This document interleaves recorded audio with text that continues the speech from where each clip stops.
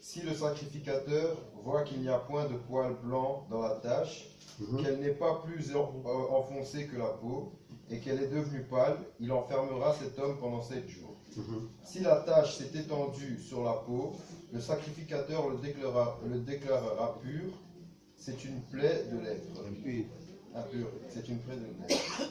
Mais si la tache est restée à la même place et ne s'est pas étendue, c'est une cicatrice de l'ulcère.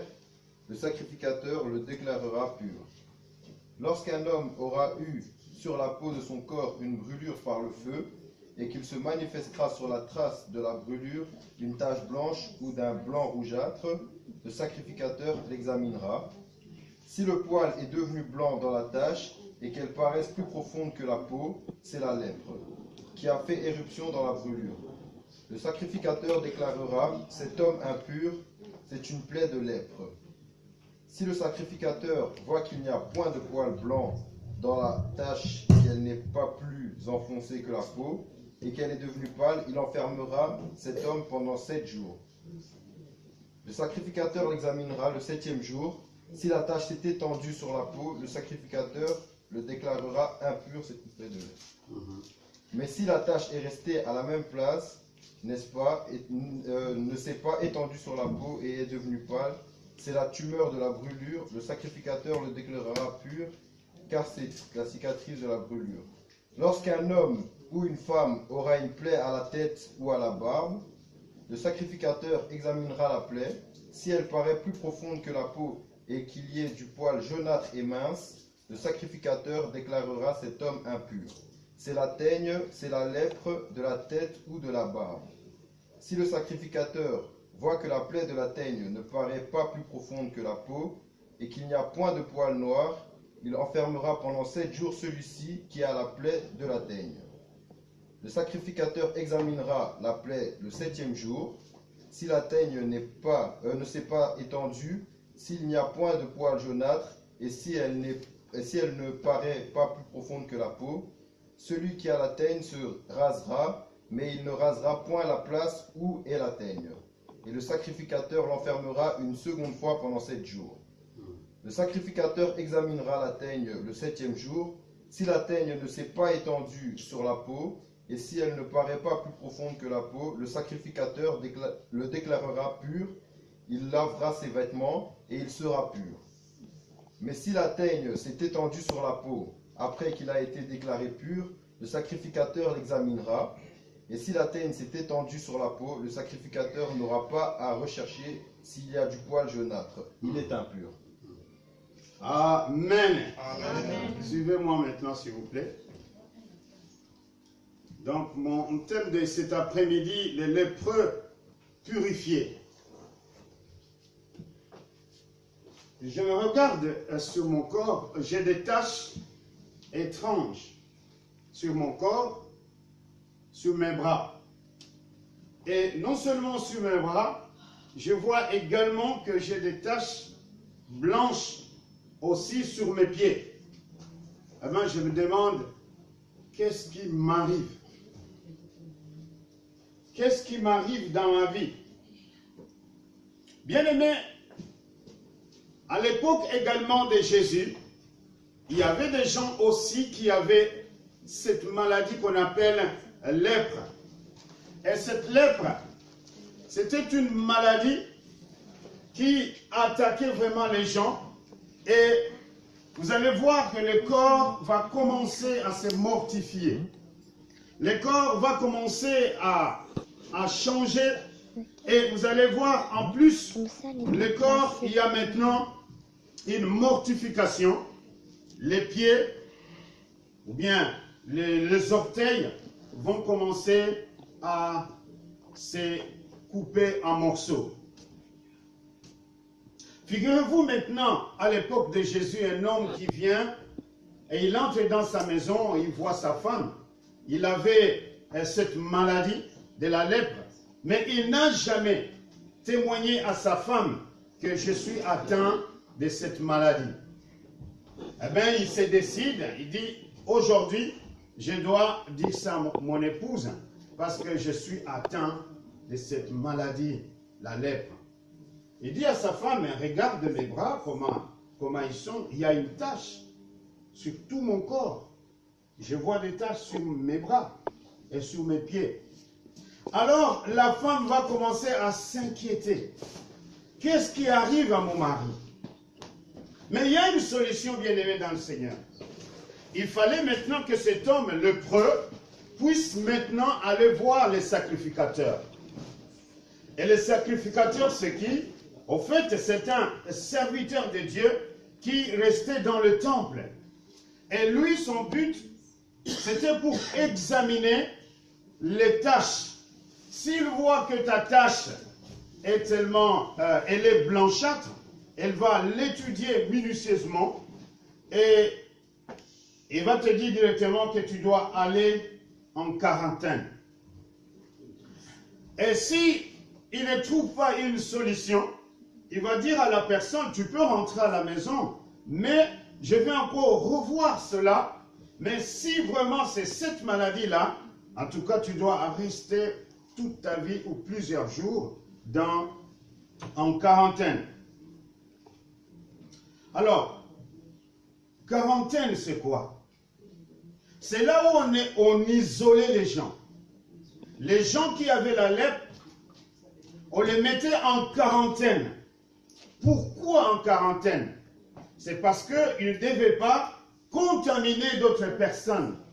Si moi, Jean, j'avais la lèpre, je ne pourrais jamais aller dans une autre famille ou saluer quelqu'un dans la rue de peur que je ne puisse pas les contaminer. Quelle histoire! Alors, bien-aimé dans le Seigneur, et cet homme, il ne pouvait jamais alors aller dans le temple. Pourquoi? C'est parce qu'il était, n'est-ce pas, il avait la lèpre, il ne pouvait jamais entrer dans le temple. C'était prohibé, interdit, une interdiction formelle pour les gens qui avaient la lèpre de venir dans le temple pour adorer Dieu. Eh bien, entre guillemets, c'est soit, si c'était à l'époque, je ne sais pas comment nous sommes venus, peut-être ne serons jamais ici dans le temple, mais grâce à Dieu, dans la nouvelle alliance, Jésus-Christ, nous pouvons venir dans le temple. Mais à l'époque, ce n'était pas de la même manière. Bien-aimé dans le Seigneur, sais-tu que la lèpre est comparée à un problème qui est tellement délicat? Et quel est ce problème-là? Au fait, c'est le péché. Le problème délicat que nous pouvons ignorer, que moi, je peux ignorer, ou bien vous pouvez ignorer, c'est un problème du péché. Et la lèpre est semblable et comparée au péché que nous commettons jour et nuit. T'arrive-t-il pas de se bagarrer encore? T'arrive-t-il pas de voler encore? Il t'arrive plus? Il t'arrive plus de forniquer? Il t'arrive plus de maudire quelqu'un? Il t'arrive plus d'avoir la méchanceté? En fait, c'est plus que la lèpre. Amen, hein? C'est plus que la lèpre. Alors, bien-aimés dans le Seigneur, lorsque Dieu nous regarde, il voit notre égoïsme, il voit notre mauvais caractère, nos mauvaises pensées. Il nous déclare impurs comme les lépreux. Amen, hein? Amen. Amen. Amen. Suivez-moi très très bien. Donc, dès que je commets l'adultère, dès que je vole, dès que j'ai la haine au fond de mon cœur, du coup, Dieu me déclare impur. Et je ne suis pas digne de se présenter devant lui. Alors bien-aimé dans le Seigneur, le plus honteux de le plus honteux de cet homme, partout où il va aller, on va commencer à les huer, à crier dessus, qu'il est impur. Il est impur. Elle est impure. Bien-aimés dans le Seigneur, nous sommes des enfants de Dieu.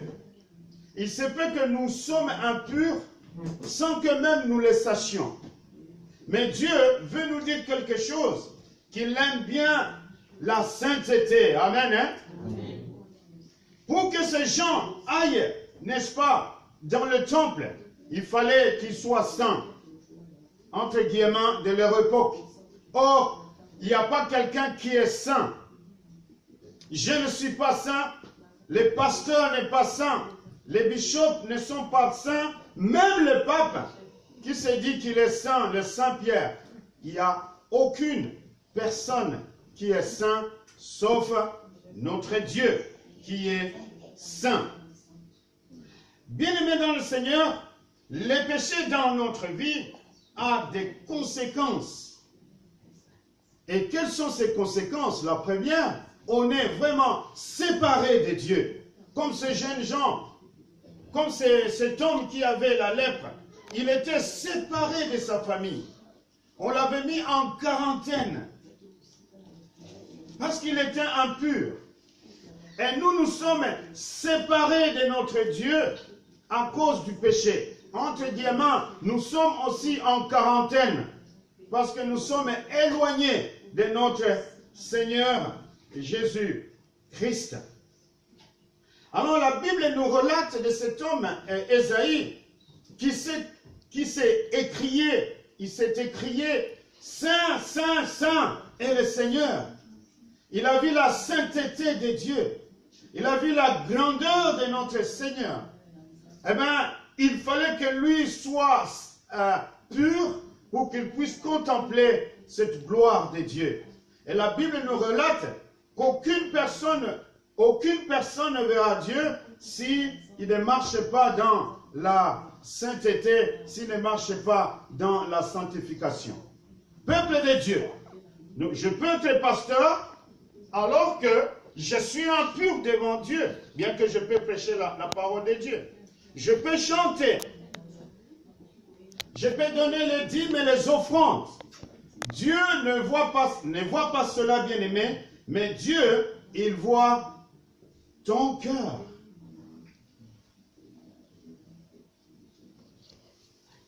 Dieu veut que nous puissions marcher à l'instar, à la manière des enfants de Dieu, à la manière des enfants de Dieu qui craignent le Seigneur. Et c'est pourquoi ces 3 jours, nous avons dit, nous allons parler de la conversion. Il nous faut la conversion, il nous faut la repentance pour que même les gens puissent dire, c'est vrai, ils sont les chrétiens d'Antioche. Ce sont des gens qui ont connu le Seigneur. Ils ont marché avec le Seigneur. Ce sont les gens qui se sont soumis à notre Seigneur et Jésus-Christ. Alors, le lépreux, il a un problème. À l'époque, on va utiliser, peut-être c'est l'hysope. L'hysope, c'était une petite feuille comme ça, qu'on essayait de frapper quand quelqu'un avait commis le péché pour que le péché puisse quitter la personne. Mais à cette époque-là, peut-être, ils ont utilisé une bonne douche pour laver les lépreux. Ou bien ils ont fait un régime spécial pour débarrasser cette lèpre bien-aimée dans le Seigneur. Vous savez, Mère Teresa, vous connaissez ce qu'elle a fait en Inde. Vous connaissez aussi la princesse Diana. Elle a osé, mais c'était difficile. Alors, pour se débarrasser de cette maladie bien-aimée, il faut quelqu'un. De même, toi et moi, bien-aimés dans le Seigneur, nous ne pouvons jamais enlever ce péché nous-mêmes. Bien-aimé, j'aimerais te dire cet après-midi, tu n'as pas la capacité d'enlever ton péché toi-même. Beaucoup de gens, ils viennent à la prière ils pensent qu'en venant à la prière, que leur péché sera expié. Beaucoup, ils viennent à l'église. Ils pensent qu'en venant à l'église, jour et nuit, leur péché sera expié. Beaucoup, bien-aimés, ils viennent. Ils peuvent même donner leur richesse pour que le péché puisse quitter. Et d'ailleurs, si le pasteur est gourou, il va te demander de l'argent, il va te dire, ok, donne-moi 100 $, comme j'ai entendu l'autre fois, donne-moi 100 $, je vais prier pour toi, et ton péché va te quitter à coup sûr.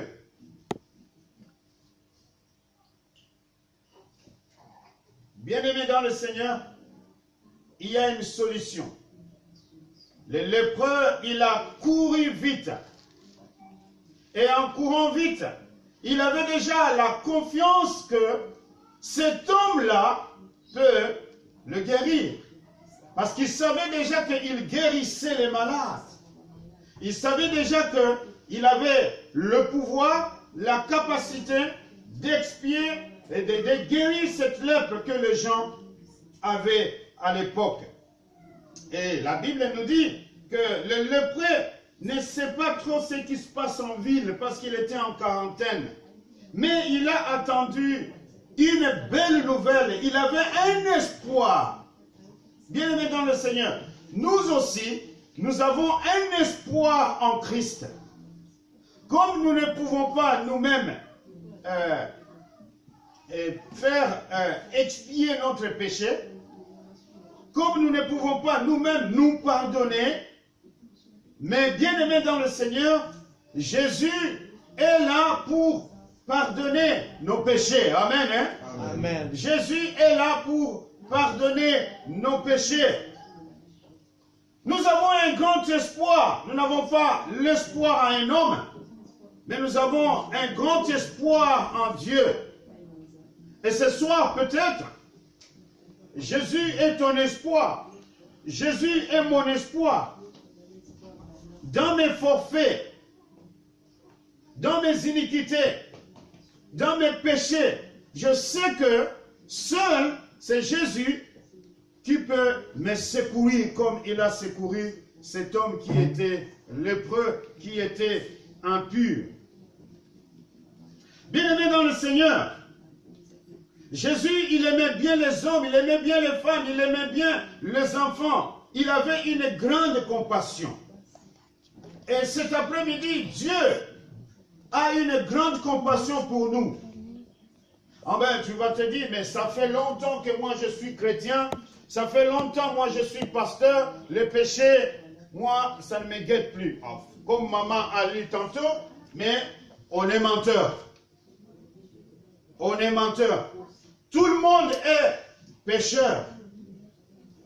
Et c'est pourquoi d'ailleurs Jésus est allé à la croix pour pardonner nos péchés, parce que si nous n'étions pas de pécheurs, il ne serait jamais venu sur la terre. Donc aucune personne peut dire que oui, moi je suis comme les enfants disent, nickel, moi je ne commets jamais le péché. Ça c'est l'arrogance totale. Et beaucoup de pasteurs, ils disent, je ne commets pas le péché. Même le pape s'est déclaré que c'est lui qui représente, bien aimé, Jésus, c'est lui le Saint-Esprit. Il ne commet jamais le péché. Vous pouvez vous imaginer à ce point-là comment l'homme est orgueilleux, comment l'homme est arrogant. Mais bien aimé dans le Seigneur, la parole de Dieu nous dit, dans 1 Jean 1,7, il nous dit, mais si nous marchons dans la lumière, tout comme Dieu est lumière, bien aimé dans le Seigneur, qu'est-ce qu'il nous dit? Il dit, le sang de Jésus-Christ va libérer tous nos péchés. Amen. Bien aimé, ce n'est plus le temps où le bouc pouvait enlever le péché, mais c'était l'ombre à venir qu'il y aura quelqu'un qui viendra, bien aimé, expier tout le péché de toute l'humanité entière. Et je vous présente Jésus-Christ de Nazareth. Amen. C'est lui qui mérite l'honneur, la gloire. C'est celui qui est notre Dieu. Il est Dieu 100% bien-aimé. Il n'a point péché, bien qu'il est venu sur la terre. il était homme, mais il n'a point péché. Il est Dieu. Il a marché comme vous. Il a été avec sa maman comme vous. Il était obéissant, bien-aimé. Il s'est humilié et après c'était la gloire. Alléluia. Il s'est humilié. Il a pris le corps des gens comme vous et moi pour montrer qu'il est véritablement le Fils de Dieu. Bien-aimé dans le Seigneur, je peux seulement vous stimuler à continuer à aimer Dieu, non seulement à l'aimer, et marcher selon ses préceptes, marcher selon la parole de Dieu, que nous ne soyons pas seulement les chrétiens de dimanche, que nous ne soyons pas seulement les non-chrétiens. D'ailleurs, les gens du monde, ils commencent à nous appeler les crétins. Pourquoi? Parce qu'ils voient notre comportement, comment nous marchons avec le Seigneur. Beaucoup de chrétiens, entre guillemets, non convertis. Parce qu'il y a des chrétiens non convertis, ils s'appellent chrétiens ou chrétiennes, mais ils ne sont pas convertis. Ils ont deux tableaux. Il y a le tableau, le premier tableau de 2 Corinthiens 5, 17. On est enfant de Dieu, on est devenu une nouvelle créature. Et ils ont encore un autre tableau, la vie ancienne. Et ils font quoi? Le syncrétisme. Ils font un mélange, symbiose. Bien-aimés, nous sommes impurs devant Dieu. Nous sommes comme cet homme qui avait la lèpre. Et celui qui avait la lèpre, bien-aimé, était déconsidéré de toute la société. Regarde, quel amour que Dieu a fait pour nous envoyer Jésus-Christ. Quel amour que Dieu. Jésus est venu sur la terre, c'était pour apaiser la colère de Dieu. Parce que depuis que nous sommes nés, nous avons une créature. Nous avons une créature pécheresse. Mais Dieu nous dit ceci.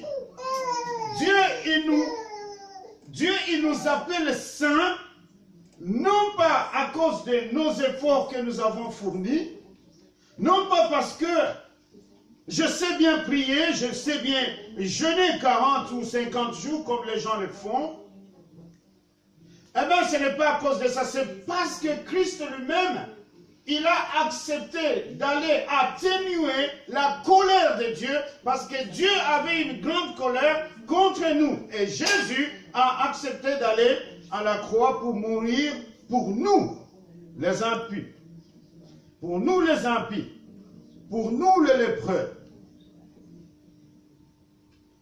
Bien-aimés, nous devons nous décider à coup sûr d'accepter Christ et cette nouvelle relation avec Dieu, que ce soit vraiment quelque chose de merveilleux. Alléluia. Amen. Alléluia, peuple de Dieu. Amen. Alléluia. Amen. Vous avez l'espoir, moi j'ai l'espoir, parce qu'il y a quelqu'un qui a rendu l'âme pour mes iniquités. C'est alors la Bible nous dit, bien aimé, même si ton péché à l'heure d'un cramoisi, eh bien, il te rendra blanc plus que la neige. Pouvez-vous vous imaginer de cette situation-là, bien aimé? Même si vous avez un péché comme tellement noir, eh bien, Dieu est capable de vous pardonner. Il suffit seulement de s'humilier, d'aller auprès de notre Seigneur, comme c'était le preux, il a couru vite, il a dit, Seigneur, si tu le veux, eh bien, tu peux me guérir, tu peux ôter l'opprobre qui est sur moi. Vous savez, beaucoup de gens, ils marchent avec l'opprobre. Ôte-moi cet opprobre, bien-aimé, Seigneur.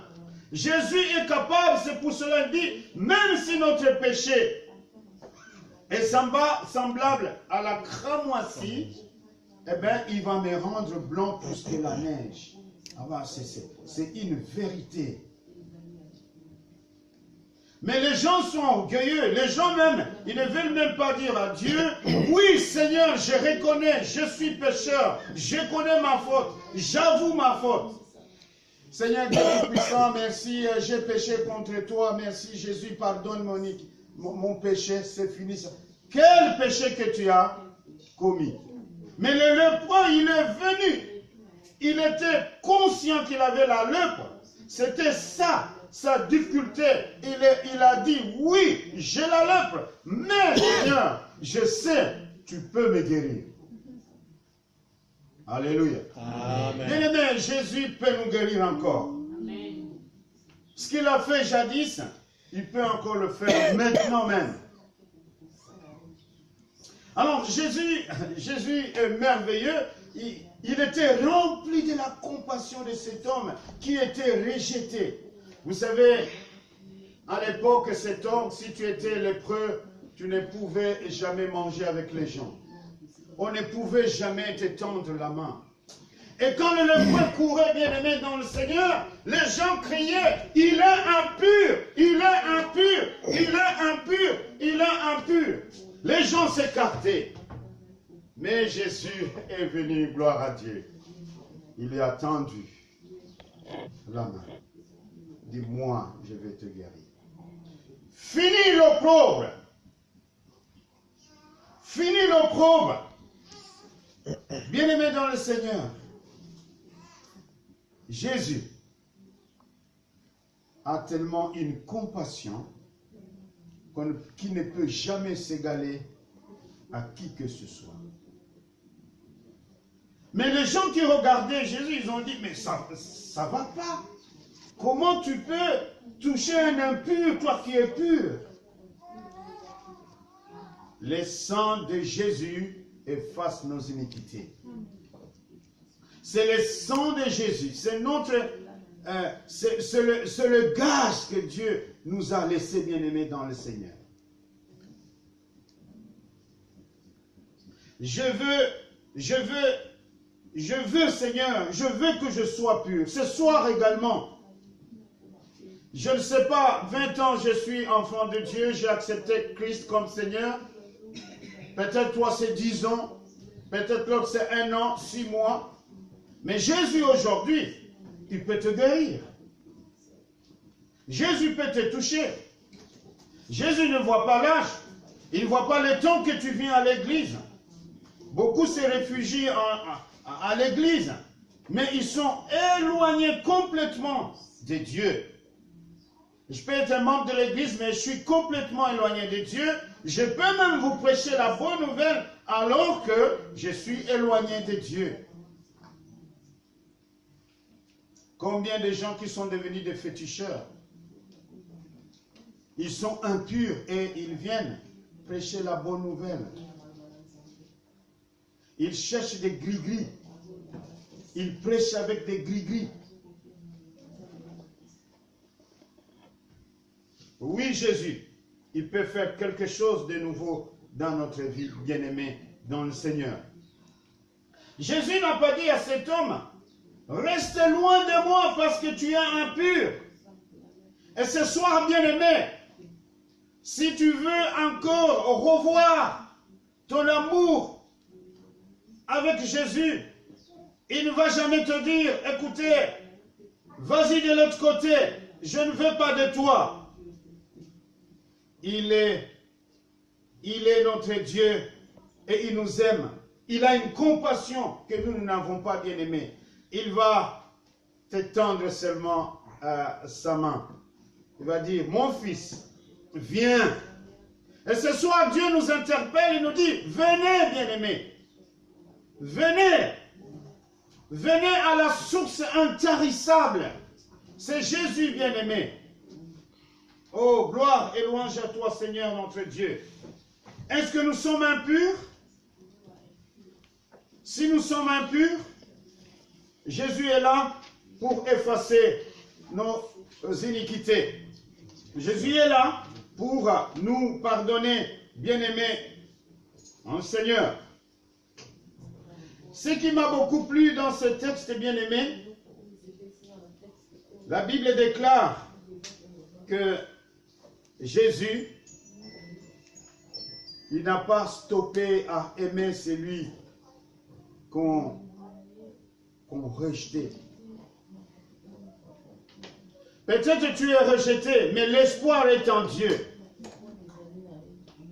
Tu es rejeté dans ta famille, parmi tes amis, mais j'aimerais te dire que Jésus, il te tend la main ce soir. Et la Bible nous dit, nous qui écoutons la parole de Dieu, n'endurcissons pas nos cœurs. Peut-être c'est aujourd'hui le jour du salut pour toi. C'est aujourd'hui le jour du salut pour moi. C'est pas demain. Nous prions que Dieu puisse nous aider à comprendre que nous sommes tous pécheurs. Et nul ne peut venir au Père bien-aimé si il continue à marcher dans le péché. Ce soir, nous allons encore revoir notre vie spirituelle. Ne compte pas à des années que tu as fait à l'église. Ne compte pas ce que tu fais à l'église. Mais est-ce que vous et moi, sommes-nous vraiment en communion avec notre Père?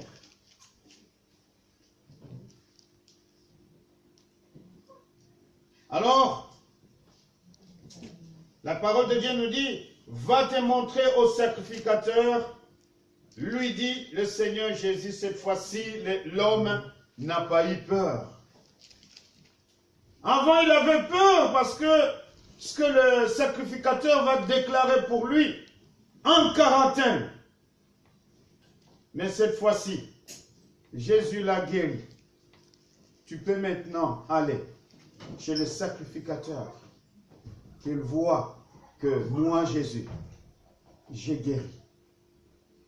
Aujourd'hui, bien-aimé dans le Seigneur, Jésus est devenu le plus grand sacrificateur. Plus que les sacrificateurs qui travaillaient dans le temple. Jésus est Dieu bien-aimé dans le Seigneur. Jésus est Dieu et c'est pourquoi il nous dit ce soir que nous puissions respirer un peu, regarder, faire l'introspection. Si Jésus revenait ce soir, est-ce que je peux hériter le royaume de Dieu? C'est ça. Le but, ce n'était pas seulement pour que Jésus puisse guérir cet homme. Spirituellement, cet homme devait être sauvé parce qu'il ne devait pas rester dans le péché. Et nous, bien-aimés, chacun de nous se connaît. Chacun de nous, il sait ce qu'il fait pendant la journée, pendant la nuit. Tout le monde connaît ce qu'on fait. Et Dieu nous demande ce soir, nous n'allons plus aller chez le sacrificateur bien-aimé. Mais nous irons promptement nous agenouiller devant celui qui nous a créés, devant celui qui nous a aimés bien-aimés, de dire Seigneur, oui je sais, je suis pécheur, je suis méchant devant mon mari, je suis méchant devant ma femme, je suis arrogant, je triche encore à l'école, je suis un grand menteur, je fais encore la fornication, même l'adultère. Vous savez, l'évangéliste Matthieu, il dit, si tu regardes seulement une personne, tu l'envies, eh ben, tu es déjà passé. À combien plus forte raison, même nos pensées charnelles, nous sommes que des impurs. Seul Christ peut avoir un grand pitié pour nous et il peut pardonner nos péchés et nous pouvons être en paix avec le Seigneur. Amen, hein? Amen. Il me reste 7 minutes. Nous pouvons être en paix avec le Seigneur. Beaucoup de gens ne sont pas en paix avec le Seigneur. Dieu, il veut que nous soyons en paix avec lui. Le lépreux est rentré dans sa famille avec une joie intense. Le lépreux est rentré dans son quartier et les gens qui le voyaient étaient